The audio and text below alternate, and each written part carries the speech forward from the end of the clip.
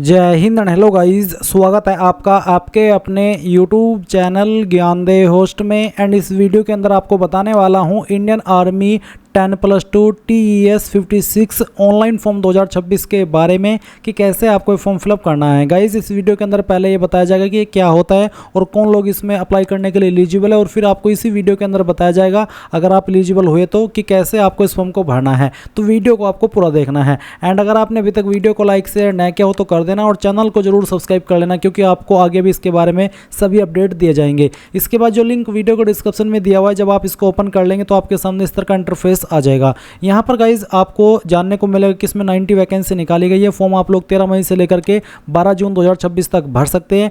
And एक बार इसका आप ऑफिशियल नोटिफिकेशन PDF ओपन कर लेना इंपोर्टेंट लिंक के सेक्शन से। देन यहाँ पर नोटिफिकेशन से आपको सभी जानकारी हिंदी लैंग्वेज के अंदर और इंग्लिश जिस लैंग्वेज में देखना चाहे देखने को मिल जाएगी। जैसे कि आप यहाँ पर जानेंगे कि ये बेसिकली तकनीकी प्रवेश योजना TES 56 है। ये साल में 2 बार आता है और इसका ये 56वां एडिशन है, या कह लीजिए 56वां कोर्स है।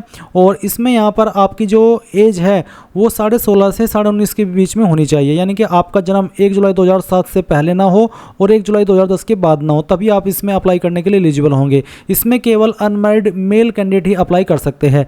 शैक्षणिक योग्यता यहाँ पर आपसे भौतिकी, रसायन विज्ञान, गणित के साथ 10+2, आवेदन हेतु कुल 60% अंक योग और उससे अधिक यानी कि कम से कम 60% हो। अभ्यर्थी जेई मेंस 2026 में शामिल हुआ हो, यानी कि जो जेई मेंस है वो आपने दिया हो, पास किया हो ना किया हो उससे फ़र्क नहीं पड़ रहा है यहाँ पर, बट आपने जेई मेंस 2026 दिया हो। उसके बाद में आप खाली पदों की संख्या देखेंगे।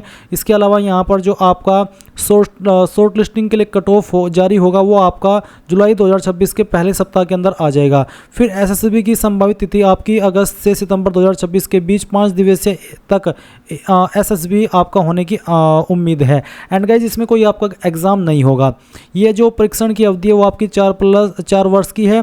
इसमें आपका डिग्री अभियंत्रिक इंजीनियरिंग में डिग्री आपके पास यहाँ पर अब बेसिकली आपको कहा है ये डिग्री आपको मिलेगी।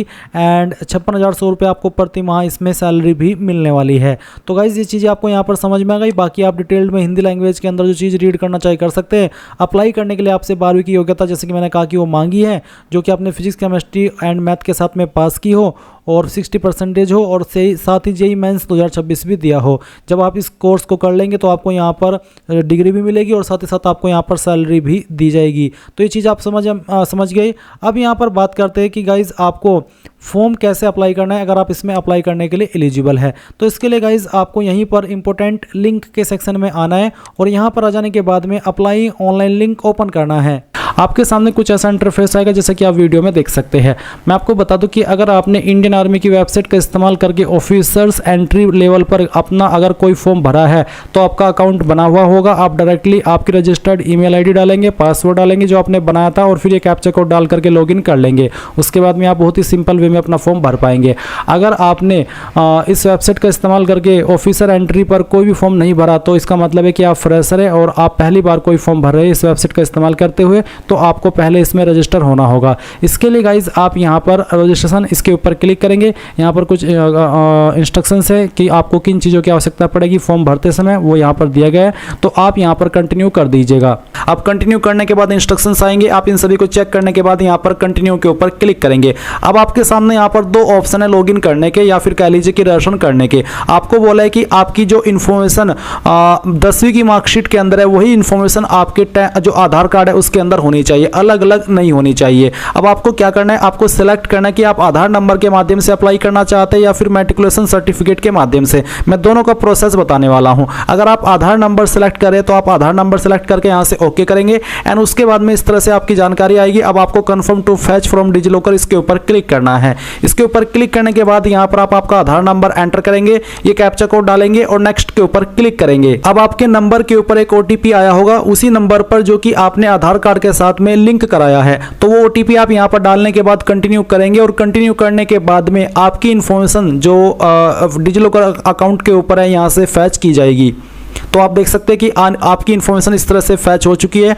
आप यहाँ पर आपका जो डोमिसाइल स्टेट है अब वो सिलेक्ट कर लेंगे, जिस भी स्टेट के आप निवासी है। आपका आधार नंबर आपको यहाँ पर फिर से एंटर करना है। कैंडिडेट का नेम यहाँ पर फैच कर लिया गया है, वही जो कि आधार कार्ड के अंदर दिया गया है। इसके बाद में आपको यहाँ पर पूछेगी क्या आपका नाम आधार कार्ड के अंदर और 10th के सर्टिफिकेट के अंदर सेम है। अगर हाँ तो यस, अगर आप नो करेंगे तो फिर आपको यहाँ पर ये बोला जाएगा कि आप आधार कार्ड के अंदर भी वही नाम करवाइए जो कि आपका 10th के सर्टिफिकेट के अंदर है। इसके बाद में आपको यहाँ पर आपके फादर का नाम देखने को मिलेगा जो कि आधार कार्ड के अंदर है, और फिर आप यहाँ पर नीचे आपके फादर का नाम लिखेंगे वही जो कि आधार कार्ड के अंदर है, और सेम नाम आपका 10th के सर्टिफिकेट के अंदर भी होना चाहिए। इसके बाद आप यहाँ पर मदर का नेम एंटर करेंगे। डीओबी भी आपकी यहाँ पर फैच कर ली गई है, और फिर आपके सामने यही सवाल है कि क्या आपकी डीओबी यहाँ पर जो दी गई है वो आपके 10th के सर्टिफिकेट के अंदर भी है। अगर हाँ तो आप यस कर दीजिए। फिर आप आपकी ईमेल आईडी एंटर करेंगे जो कि आप रजिस्टर करना चाहते हैं। आपका मोबाइल नंबर डालेंगे एंड देन ये कैप्चा कोड फिल करेंगे, और उसके बाद में आप यहाँ पर सभी जानकारी चेक करते हुए सबमिट पर क्लिक करेंगे। सबमिट पर क्लिक करने के बाद में जो आगे का प्रोसेस आएगा वो बताने से पहले मैं उन कैंडिडेट के बारे में बात करना चाहूंगा जो कि डिजिलॉकर के माध्यम से नहीं बल्कि मैट्रिकुलेशन सर्टिफिकेट के माध्यम से इसमें रजिस्ट्रेशन कर रहे हैं। तो उनको कैसे कहां पर क्या जानकारी भरनी है वो प्रोसेस भी आप जान लीजिए। तो गाइज आप यहां पर जब आधार नंबर सिलेक्ट किए थे, यहीं पर अगर आपके पास आधार नंबर नहीं है आप मैट्रिकुलेशन सर्टिफिकेट सिलेक्ट करेंगे। ये सिलेक्ट करने के बाद आप confirm to fetch from DigiLocker इसके ऊपर क्लिक करेंगे एंड देन फिर यहां पर आपको आपका बोर्ड सेलेक्ट करना है। जो भी आपका बोर्ड है 10th का वो आप यहां पर सेलेक्ट कर लीजिए। 10th का रोल नंबर क्या है वो आपको यहां पर एंटर करना है। फिर किस ईयर के अंदर आपने आपकी 10वीं पास की थी वो ईयर आपको सेलेक्ट कर लेना है। फुल नेम आपका आपके 10th के सर्टिफिकेट के अंदर क्या है वो आपको यहां पर लिखना है। आपकी ईमेल आईडी आपको यहां पर देनी है जो कि आप रजिस्टर करना चाहते हैं। आपका मोबाइल नंबर देना है जो कि आप रजिस्टर करना चाहते हैं एंड देन फिर आप फाइंड के ऊपर क्लिक करेंगे। इसके बाद में आपकी जानकारी यहां पर फैच कर ली जाएगी और आपके सामने यहां पर रजिस्ट्रेशन का जो पेज है वो आ चुका है। तो आप यहां पर पहले आपकी स्टेट सेलेक्ट करेंगे जिस स्टेट के आप स्थायी निवासी है, एंड बोर्ड का नाम यहां पर आपके दिया है, रोल नंबर दिया है, ईयर ऑफ एग्जाम दिया है, कैंडिडेट का नेम जो मैट्रिकुलेशन सर्टिफिकेट के अंदर है वो यहां पर आपको देखने को मिलेगा। फिर यहां पर आपको कैंडिडेट का फादर नेम लिखना है और फिर मदर नेम लिखना है, और ध्यान दीजिए कि जो आप फादर नेम दे रहे हैं मदर नेम दे रहे हैं यही नाम आपका 10th के सर्टिफिकेट के अकॉर्डिंग आधार कार्ड में भी होना चाहिए। एंड फिर आप यहां पर आपका ईमेल एड्रेस एंटर कीजिएगा, आपका मोबाइल नंबर डालिए जो कि आप रजिस्टर करना चाहते हैं, यहां पर टिक कीजिए एंड ये कैप्चा कोड डालने के बाद में सबमिट के ऊपर क्लिक कीजिए। अब जो आगे का प्रोसेस है वो दोनों के सामने सेम आएगा, चाहे आप आधार कार्ड के नंबर से इसमें रजिस्ट्रेशन कर रहे हैं या फिर 10th के सर्टिफिकेट के नंबर से। अब गाइज आपने जो ईमेल आईडी भरी है वो ईमेल आईडी आपको चेक करनी है। उसके ऊपर आपको एक ईमेल मिली होगी जिसमें कि वेरिफिकेशन कोड दिया है, ये आप चाहे तो यहां से कॉपी कर लीजिए या फिर जो यहां पर दिया गया है सेम टू सेम आपको यहां पर एंटर ओटीपी के सेक्शन में लिखना है। ये कैप्चा कोड आपको डालना है एंड देन सबमिट के ऊपर क्लिक करना है। सबमिट के ऊपर क्लिक करने के बाद यहां पर एजुकेशन डिटेल का सेक्शन आपके सामने ये आएगा। अब आपको यहां पर क्वालिफाइंग कोर्स में सिलेक्ट करना है कि जो आपकी हाईएस्ट क्वालिफिकेशन है वो क्या है, तो आप यहां पर सिलेक्ट कर लीजिए और फिर बताइए कि आपने क्वालिफिकेशन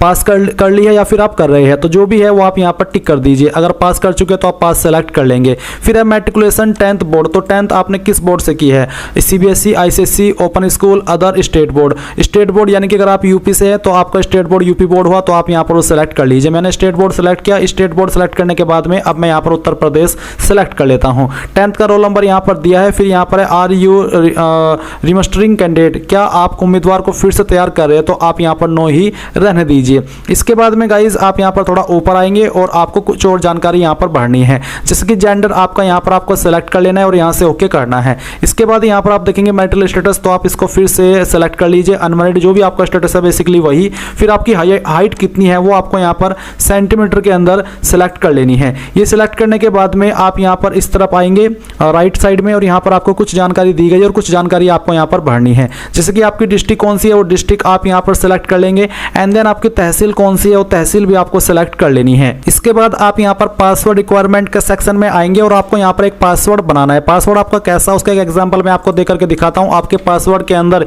इंग्लिश का कैपिटल लेटर कम से कम एक, स्मॉल लेटर कम से कम एक, ज्यादा कितनी भी रख सकते हैं, कोई स्पेशल कैरेक्टर और साथ ही आपको डिजिट का इस्तेमाल करना है। तो कुछ इस तरह का पासवर्ड आप यहां पर बना लीजिए एंड फिर उसको दोबारा डाल करके वेरीफाई कर दीजिए और फिर ये कैप्चा कोड फिल कीजिए एंड सभी जानकारी को चेक करते हुए आप यहां पर सेव के ऊपर क्लिक कीजिए। अब आप यहां पर देख सकते हैं you are now registered with the join Indian Army website, तो आप गो टू होम के ऊपर क्लिक करें। गाइज अभी आप जो इससे आगे की जानकारी देख करके फॉर्म को भरेंगे वो मैंने प्रीवियस वीडियो से ली है, क्योंकि गाइज मैं इसमें अप्लाई करने के लिए एलिजिबल नहीं हूं और इंडियन आर्मी आर्मी की वेबसाइट के ऊपर आप कोई फेक रजिस्ट्रेशन नहीं कर सकते, क्योंकि इसमें आपकी डिटेल डिजिलॉकर के माध्यम से और आपके आधार कार्ड की डिटेल के साथ में वेरीफाई होती है। तो अगर आप ओवर एज होते हैं या आपकी एज कम होती है तो आपके सामने कोई भी ऑप्शन अतिरिक्त नहीं आता। इसलिए जब मैं उस वक्त इसमें एलिजिबल था तो मैंने वीडियो बनाई थी अपनी डिटेल का इस्तेमाल करते हुए। वही वीडियो का पार्ट मैं इस वीडियो में आगे ऐड करने वाला हूं। अगर आपको कोई ऑप्शन अलग देखने को मिले तो आप कमेंट के माध्यम से मुझसे पूछ लीजिएगा, ताकि मैं आपको उसका सोल्यूशन दे सकूं। तो आप आगे इस वीडियो को देख करके फॉर्म को भर लीजिए। अब यहाँ पर आपके सामने इंटरफेस आ जाएगा और आपको बोला जा रहा है कि आपको अप्लाई करने से पहले अपना फोटो और सिग्नेचर यहाँ पर अपलोड करना है। तो आपको ओके कर देना है। ओके करने के बाद यहाँ पर दोस्तों आपको अपडेट के ऊपर क्लिक करना है।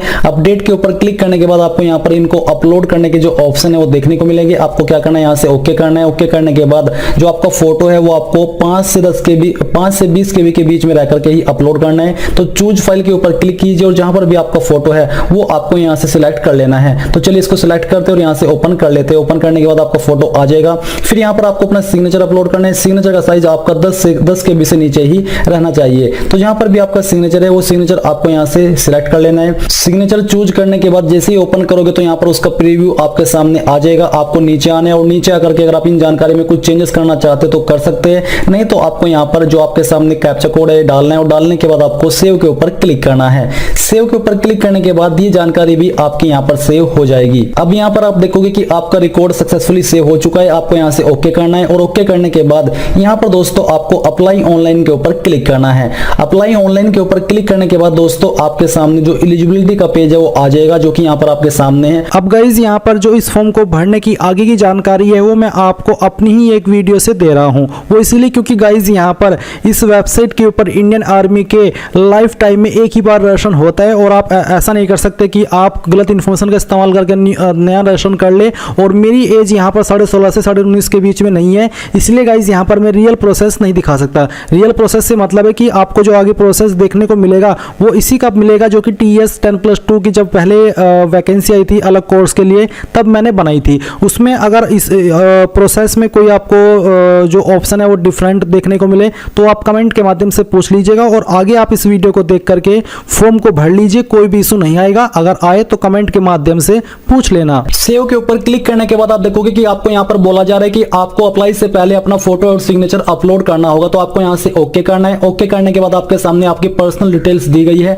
अब आपको यहाँ पर क्या करना है, आपको अपडेट के ऊपर क्लिक करना है। अपडेट के ऊपर क्लिक करने के बाद यहाँ पर आपको आपका फोटो और सिग्नेचर जो है वो अपलोड करने के ऑप्शन मिल जाएंगे। आपको यहाँ पर आना है और आपको चूज फाइल के ऊपर क्लिक करना है। उसके पहले जान लीजिए फोटो का साइज 5 से 20 KB के बीच होना चाहिए। तो चूज फाइल के ऊपर क्लिक करके मैं आपको यहाँ पर एक रैंडम इमेज अपलोड करके दिखाता हूँ। मैं इसको यहाँ से सिलेक्ट करता हूँ और ओपन कर लेता हूँ तो आपका फोटो आ जाएगा। सेम तरीके से आपको सिग्नेचर अपलोड करना है। आपके सिग्नेचर का साइज 5 से 10 KB के बीच में होना चाहिए। तो चलिए हम यहाँ से एक सिग्नेचर सिलेक्ट कर लेते हैं। आपको भी सेम तरीके से यहाँ पर अपना सिग्नेचर चूज करना होगा। तो इसको सिलेक्ट करके यहाँ से ओपन करते हैं तो आपका सिग्नेचर आ जाएगा। फिर आपको यहाँ पर जो अन्य जानकारी वो देखने को मिल पा रही है। आपको यहाँ पर टिक करना है। टिक करने के बाद ये जानकारी आपको कंफर्म करनी है। फिर जो कैप्चा कोड यहाँ पर दिया है, कैप्चा कोड फिलअप करने के बाद मैं यहाँ पर आपको इसको फिल करके दिखाई देता हूँ और 315 हमने फिल किया और उसके बाद हम यहाँ से सेव के ऊपर क्लिक करते हैं। सेव के ऊपर क्लिक करने के बाद आपकी जानकारी यहाँ पर सेव हो जाएगी। अब आपको यहाँ से ओके करना है और ओके करने के बाद दोस्तों अब आपको क्या करना है, आपको अप्लाई ऑनलाइन के ऊपर क्लिक करना है। अप्लाई ऑनलाइन के ऊपर क्लिक करने के बाद यहाँ पर आपके सामने न्यू इंटरफेस आ जाएगा, जो कि कुछ इस प्रकार का होगा, जो कि बेसिकली आपका एलिजिबिलिटी का पेज है। यहाँ पर आपको आना है और आने पर आपको फिर से TES के सामने जो अप्लाई का लिंक है इसके ऊपर क्लिक करना है। इसके ऊपर क्लिक करने के बाद अब आपको मेन पेज के ऊपर ट्रांसफर किया जाएगा। इसके ऊपर क्लिक करने के बाद यहाँ पर आपके सामने इंस्ट्रक्शन आ जाएंगे। आपको इनको एक बार चेक कर लेना है और फिर आपको नीचे आकर के कंटिन्यू के ऊपर क्लिक करना होगा।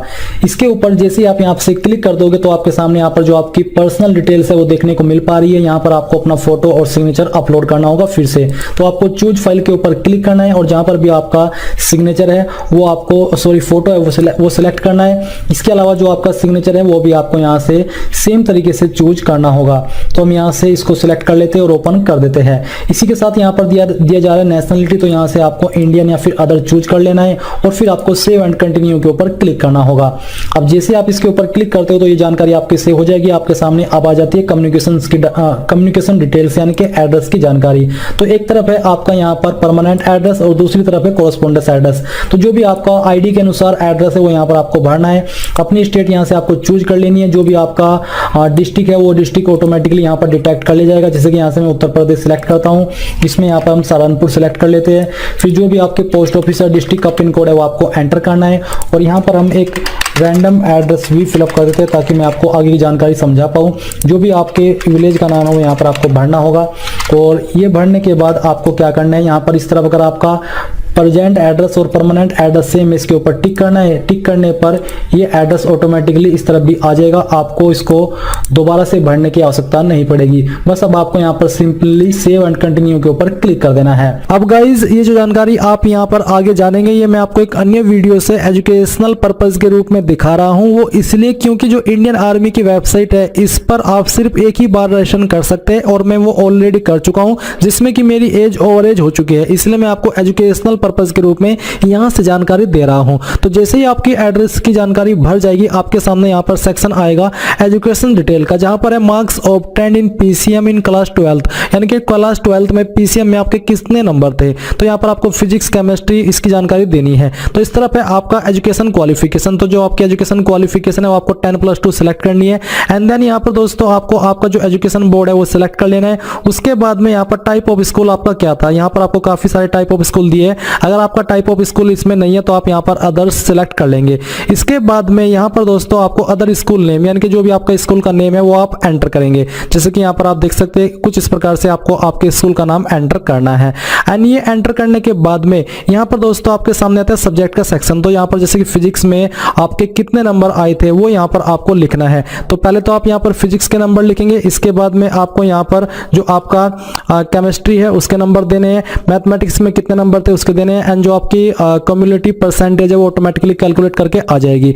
14 पॉइंट है एनडीए कोर्स, तो applied for parallel NDA course, अगर हाँ तो यस, नहीं तो आपको नो करना है। इस तरह आता है आपका 15 पॉइंट जेई मेंस का। तो यहाँ पर गाइज आप देख सकते हैं कि आपको बोला कि year of appearance of JEE mains, तो यहाँ पर ये प्रीवियस वीडियो है इसलिए यहाँ पर 2021 दिया है, बट आपके यहाँ पर 2022 देखने को मिलेगा।